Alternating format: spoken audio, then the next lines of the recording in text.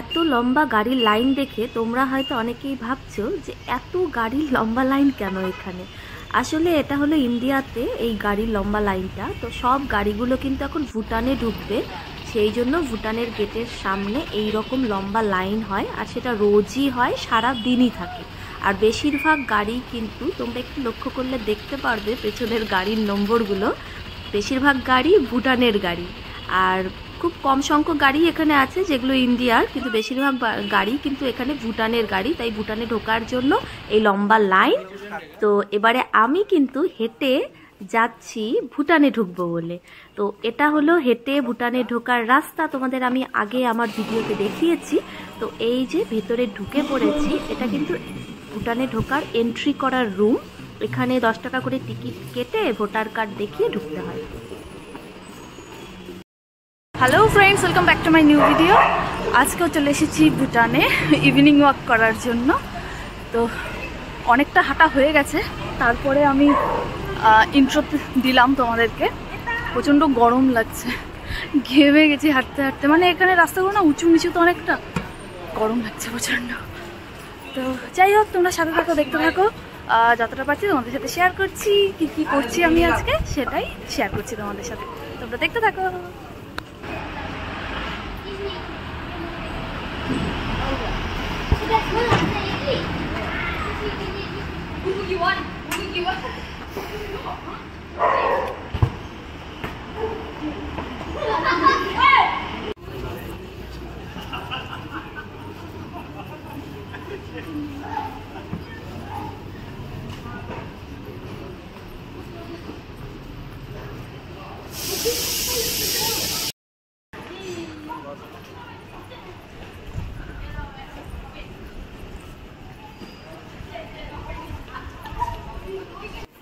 আমি কিন্তু বেশিরভাগ দিনই সন্ধ্যাবেলাতে ভুটানে চলে আসি ইভিনিং ওয়াক করতে, কারণ ভুটান ভীষণ নিট অ্যান্ড ক্লিন, একদম পলিউশন ফ্রি, আর খুব ওয়েল মেনটেন। তো ভালো লাগে এখানে বেশ ইভিনিং ওয়াক করতে।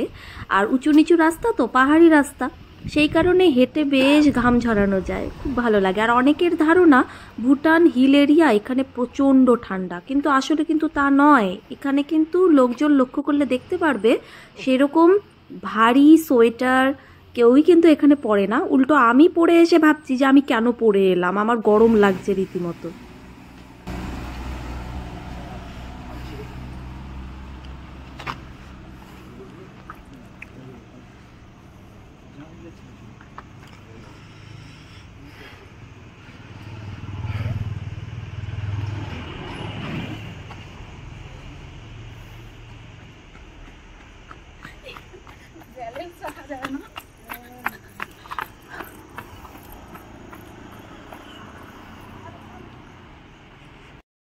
পাহাড়ে দৌড়ালে না ব্যালেন্স রাখা যায় না।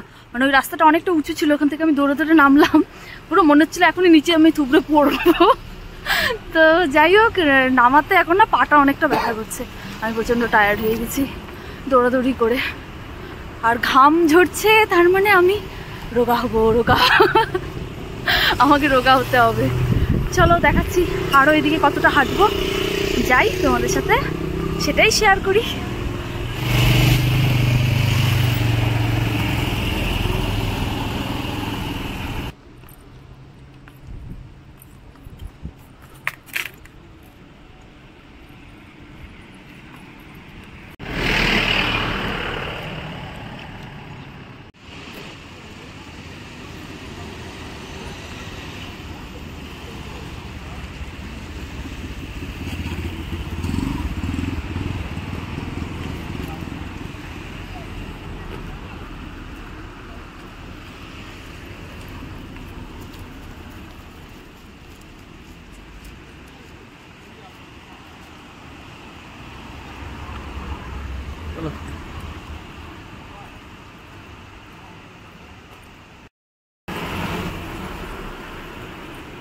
প্রচণ্ড ঘেমে গেছি, গরম লাগছে, গরম। আর এখানটা জানো তো, মেয়েরা না সুন্দর একদম হট প্যান্ট, ছোটো ছোটো জামা এইসব পরে ঘুরছে, আর আমি এখানে পুরো একেবারে পঞ্চু টঞ্চু পরে এসেছি ঠান্ডা লাগছিল বলে। এখন এখানে এসে দেখি সত্যি গরমই লাগছে।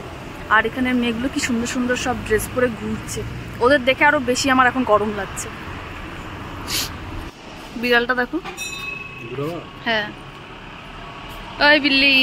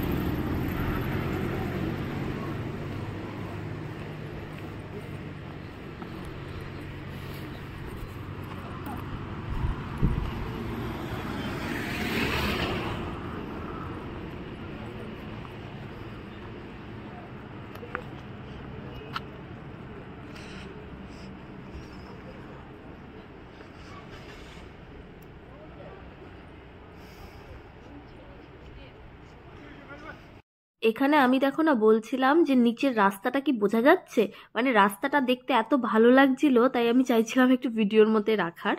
তো এখানে দাঁড়িয়ে আমি কিছু ফটোও তুলেছি, একটু ভিডিও শ্যুটও করেছি। জায়গাটা দেখো কত সুন্দর লাগছে দেখতে।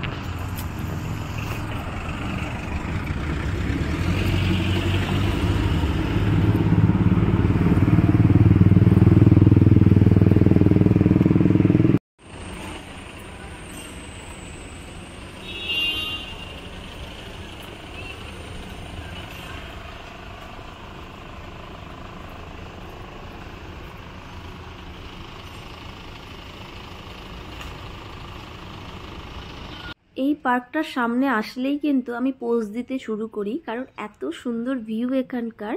এখানে না রিলস শর্টস দারুণ হয়, তো সেই জন্য আমি এখানে এলে কিন্তু রিলস বানাই প্রচুর।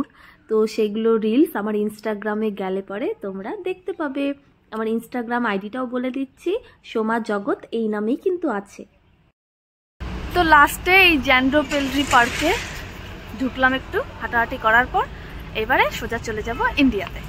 তো আজকে ঘোরাঘুরি আমি এখানেই শেষ করব, আর ভিডিওটাও এখানেই শেষ করব। এখনও কিন্তু ভুটানেই আছি, ভুটান থেকে এখন বেরিয়ে যাব।